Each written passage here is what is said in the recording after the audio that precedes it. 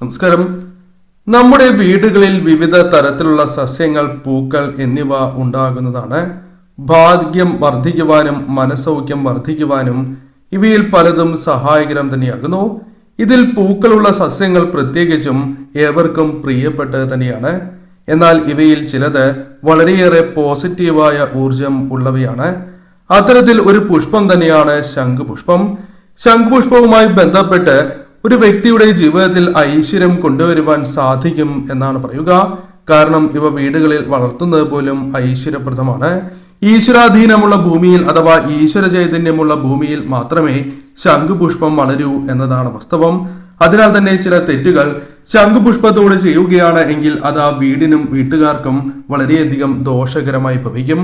അതേക്കുറിച്ച് ഈ വീഡിയോയിലൂടെ വിശദമായി തന്നെ മനസ്സിലാക്കാം. ശംഖുപുഷ്പത്തെ കുറിച്ച് പറയുമ്പോൾ ഏറ്റവും പ്രധാനമായും മനസ്സിലാക്കേണ്ടത് ശിവപ്രീതിക്ക് ഉത്തമമായ ഒരു പുഷ്പമാണ് എന്ന് തന്നെയാകുന്നു. മറ്റ് ദേവതകൾക്കും ശംഖുപുഷ്പം വളരെ പ്രീതികരമായ പുഷ്പമാകുന്നു. പ്രത്യേകിച്ചും ശാസ്താവിന് ശംഖുപുഷ്പം സമർപ്പിച്ച് പ്രാർത്ഥിക്കുകയാണ് എങ്കിൽ ആ വ്യക്തികളുടെ ജീവിതത്തിൽ കലഹങ്ങൾ ഒഴിയുകയും പ്രത്യേകിച്ചും ആ വ്യക്തികളുടെ ജീവിതത്തിലേക്ക് ഉയർച്ചയും സൗഭാഗ്യങ്ങളും തേടിയെത്തും. കൂടാതെ ദേവീപ്രീതിക്കും ഏറ്റവും ഉത്തമം തന്നെയാണ് ശംഖുപുഷ്പം.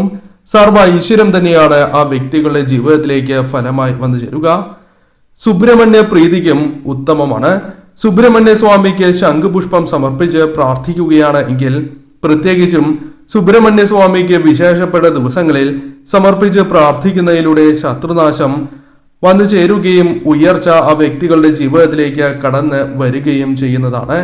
ഗണേശ പ്രീതിക്കും ഏറ്റവും ഉത്തമമാണ് എന്ന പ്രത്യേകതയുണ്ട്. കാരണം ഒരു വ്യക്തിയുടെ ജീവിതത്തിലെ തടസ്സങ്ങൾ, മറ്റ് ദുരിതങ്ങൾ ഒഴിവാക്കുവാൻ ഗണേശ ഭഗവാന് ശംഖുപുഷ്പം സമർപ്പിച്ച് പ്രാർത്ഥിക്കുന്നത് ഏറ്റവും ഉത്തമമാകുന്നു.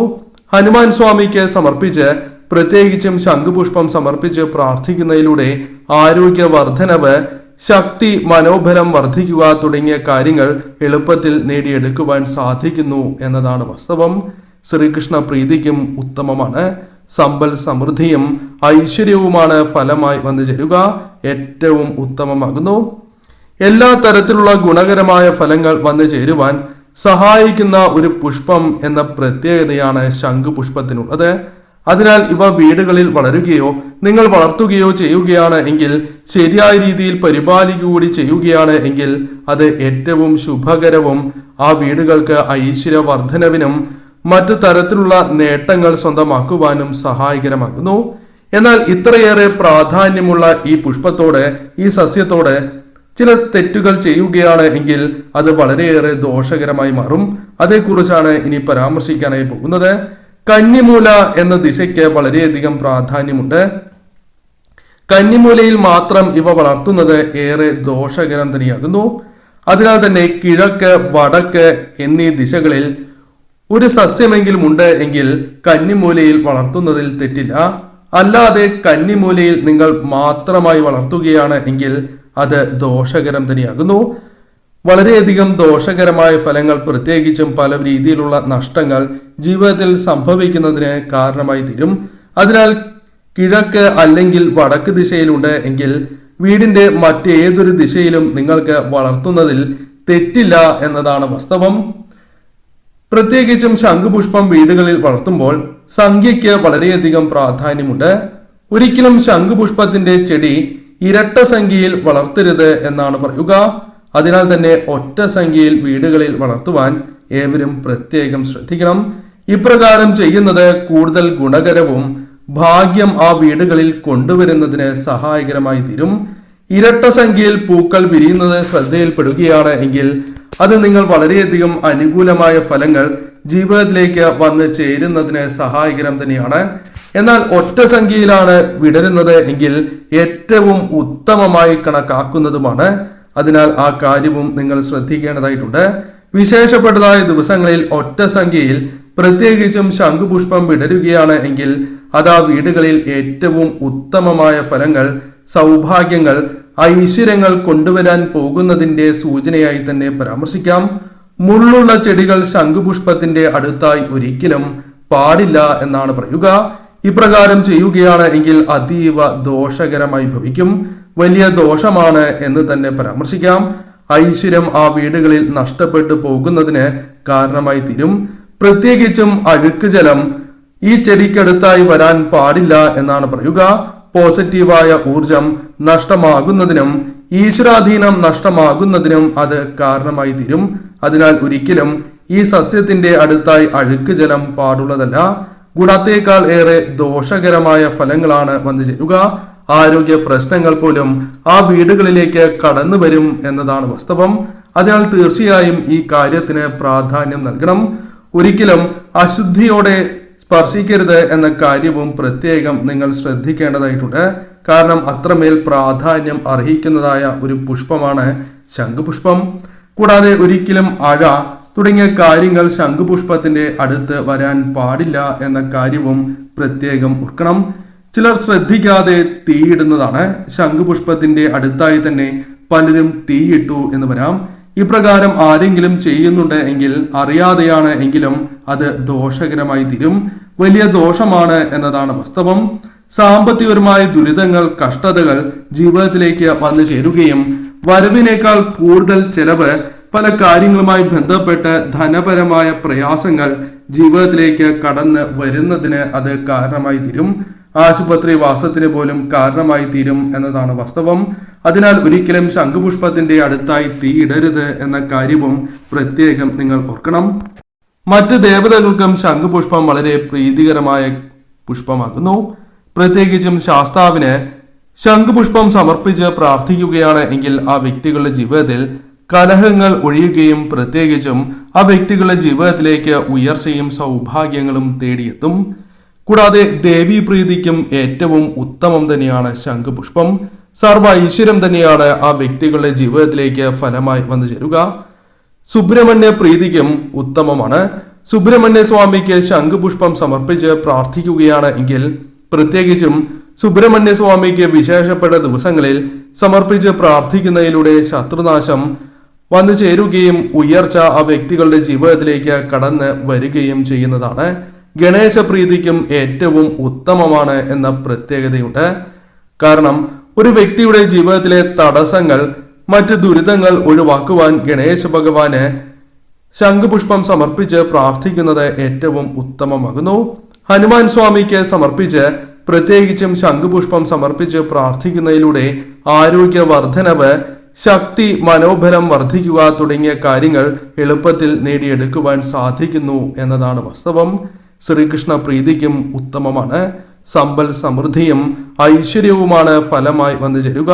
ഏറ്റവും ഉത്തമമാകുന്നു. എല്ലാ തരത്തിലുള്ള ഗുണകരമായ ഫലങ്ങൾ വന്നു ചേരുവാൻ സഹായിക്കുന്ന ഒരു പുഷ്പം എന്ന പ്രത്യേകതയാണ് ശംഖുപുഷ്പത്തിനുള്ളത്. അതിനാൽ ഇവ വീടുകളിൽ വളരുകയോ നിങ്ങൾ വളർത്തുകയോ ചെയ്യുകയാണ് എങ്കിൽ, ശരിയായ രീതിയിൽ പരിപാലിക്കുകകൂടി ചെയ്യുകയാണ് എങ്കിൽ അത് ഏറ്റവും ശുഭകരവും ആ വീടുകൾക്ക് ഐശ്വര്യവർദ്ധനവിനും മറ്റു തരത്തിലുള്ള നേട്ടങ്ങൾ സ്വന്തമാക്കുവാനും സഹായകരമാകുന്നു. എന്നാൽ ഇത്രയേറെ പ്രാധാന്യമുള്ള ഈ പുഷ്പത്തോട്, ഈ സസ്യത്തോട് ചില തെറ്റുകൾ ചെയ്യുകയാണ് എങ്കിൽ അത് വളരെയേറെ ദോഷകരമായി മാറും. അതേക്കുറിച്ചാണ് ഇനി പരാമർശിക്കാനായി പോകുന്നത്. കന്നിമൂല എന്ന ദിശയ്ക്ക് വളരെയധികം പ്രാധാന്യമുണ്ട്. കന്നിമൂലയിൽ മാത്രം ഇവ വളർത്തുന്നത് ഏറെ ദോഷകരം തന്നെയാകുന്നു. അതിനാൽ തന്നെ കിഴക്ക്, വടക്ക് എന്നീ ദിശകളിൽ ഒരു സസ്യമെങ്കിലും ഉണ്ട് എങ്കിൽ കന്നിമൂലയിൽ വളർത്തുന്നതിൽ തെറ്റില്ല. അല്ലാതെ കന്നിമൂലയിൽ നിങ്ങൾ മാത്രമായി വളർത്തുകയാണ് എങ്കിൽ അത് ദോഷകരം തന്നെയാകുന്നു. വളരെയധികം ദോഷകരമായ ഫലങ്ങൾ, പ്രത്യേകിച്ചും പല രീതിയിലുള്ള നഷ്ടങ്ങൾ ജീവിതത്തിൽ സംഭവിക്കുന്നതിന് കാരണമായി തീരും. അതിനാൽ കിഴക്ക് അല്ലെങ്കിൽ വടക്ക് ദിശയിലുണ്ട് എങ്കിൽ വീടിന്റെ മറ്റേതൊരു ദിശയിലും നിങ്ങൾക്ക് വളർത്തുന്നതിൽ തെറ്റില്ല എന്നതാണ് വാസ്തവം. പ്രത്യേകിച്ചും ശംഖുപുഷ്പം വീടുകളിൽ വളർത്തുമ്പോൾ സംഖ്യയ്ക്ക് വളരെയധികം പ്രാധാന്യമുണ്ട്. ഒരിക്കലും ശംഖുപുഷ്പത്തിന്റെ ചെടി ഇരട്ട സംഖ്യയിൽ വളർത്തരുത് എന്നാണ് പറയുക. അതിനാൽ തന്നെ ഒറ്റ സംഖ്യയിൽ വീടുകളിൽ വളർത്തുവാൻ ഏവരും പ്രത്യേകം ശ്രദ്ധിക്കണം. ഇപ്രകാരം ചെയ്യുന്നത് കൂടുതൽ ഗുണകരവും ഭാഗ്യം ആ വീടുകളിൽ കൊണ്ടുവരുന്നതിന് സഹായകരമായി തീരും. ഇരട്ട സംഖ്യയിൽ പൂക്കൾ വിരിയുന്നത് ശ്രദ്ധയിൽപ്പെടുകയാണ് എങ്കിൽ അത് നിങ്ങൾ വളരെയധികം അനുകൂലമായ ഫലങ്ങൾ ജീവിതത്തിലേക്ക് വന്ന് ചേരുന്നതിന് സഹായകരം തന്നെയാണ്. എന്നാൽ ഒറ്റ സംഖ്യയിലാണ് വിടരുന്നത് എങ്കിൽ ഏറ്റവും ഉത്തമമായി കണക്കാക്കുന്നതുമാണ്. അതിനാൽ ആ കാര്യവും നിങ്ങൾ ശ്രദ്ധിക്കേണ്ടതായിട്ടുണ്ട്.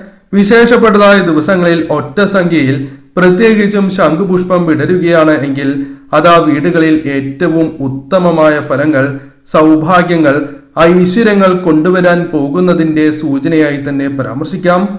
മുള്ളുള്ള ചെടികൾ ശംഖുപുഷ്പത്തിന്റെ അടുത്തായി ഒരിക്കലും പാടില്ല എന്നാണ് പറയുക. ഇപ്രകാരം ചെയ്യുകയാണ് എങ്കിൽ അതീവ ദോഷകരമായി ഭവിക്കും. വലിയ ദോഷമാണ് എന്ന് തന്നെ പരാമർശിക്കാം. ഐശ്വര്യം ആ വീടുകളിൽ നഷ്ടപ്പെട്ടു പോകുന്നതിന് കാരണമായി തീരും. പ്രത്യേകിച്ചും അഴുക്ക് ജലം ഈ ചെടിക്കടുത്തായി വരാൻ പാടില്ല എന്നാണ് പറയുക. പോസിറ്റീവായ ഊർജം നഷ്ടമാകുന്നതിനും ഈശ്വരാധീനം നഷ്ടമാകുന്നതിനും അത് കാരണമായി തീരും. അതിനാൽ ഒരിക്കലും ഈ സസ്യത്തിന്റെ അടുത്തായി അഴുക്ക് ജലം പാടുള്ളതല്ല. ഗുണത്തേക്കാൾ ഏറെ ദോഷകരമായ ഫലങ്ങളാണ് വന്നു ചേരുക. ആരോഗ്യ പ്രശ്നങ്ങൾ പോലും ആ വീടുകളിലേക്ക് കടന്നു വരും എന്നതാണ് വാസ്തവം. അതിനാൽ തീർച്ചയായും ഈ കാര്യത്തിന് പ്രാധാന്യം നൽകണം. ഒരിക്കലും അശുദ്ധിയോടെ സ്പർശിക്കരുത് എന്ന കാര്യവും പ്രത്യേകം നിങ്ങൾ ശ്രദ്ധിക്കേണ്ടതായിട്ടുണ്ട്.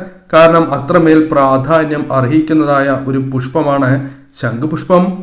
കൂടാതെ ഒരിക്കലും അഴ തുടങ്ങിയ കാര്യങ്ങൾ ശംഖുപുഷ്പത്തിന്റെ അടുത്ത് വരാൻ പാടില്ല എന്ന കാര്യവും പ്രത്യേകം ഓർക്കണം. ചിലർ ശ്രദ്ധിക്കാതെ തീയിടുന്നതാണ്. ശംഖുപുഷ്പത്തിന്റെ അടുത്തായി തന്നെ പലരും തീയിട്ടു എന്ന് വരാം. ഇപ്രകാരം ആരെങ്കിലും ചെയ്യുന്നുണ്ട് എങ്കിൽ അറിയാതെയാണ് എങ്കിലും അത് ദോഷകരമായി തീരും. വലിയ ദോഷമാണ് എന്നതാണ് വാസ്തവം. സാമ്പത്തികപരമായ ദുരിതങ്ങൾ, കഷ്ടതകൾ ജീവിതത്തിലേക്ക് വന്നു ചേരുകയും വരവിനേക്കാൾ കൂടുതൽ ചെലവ്, പല കാര്യങ്ങളുമായി ബന്ധപ്പെട്ട് ധനപരമായ പ്രയാസങ്ങൾ ജീവിതത്തിലേക്ക് കടന്ന് വരുന്നതിന് അത് കാരണമായി തീരും. ആശുപത്രി വാസത്തിന് പോലും കാരണമായി തീരും എന്നതാണ് വാസ്തവം. അതിനാൽ ഒരിക്കലും ശംഖുപുഷ്പത്തിന്റെ അടുത്തായി തീയിടരുത് എന്ന കാര്യവും പ്രത്യേകം നിങ്ങൾ ഓർക്കണം.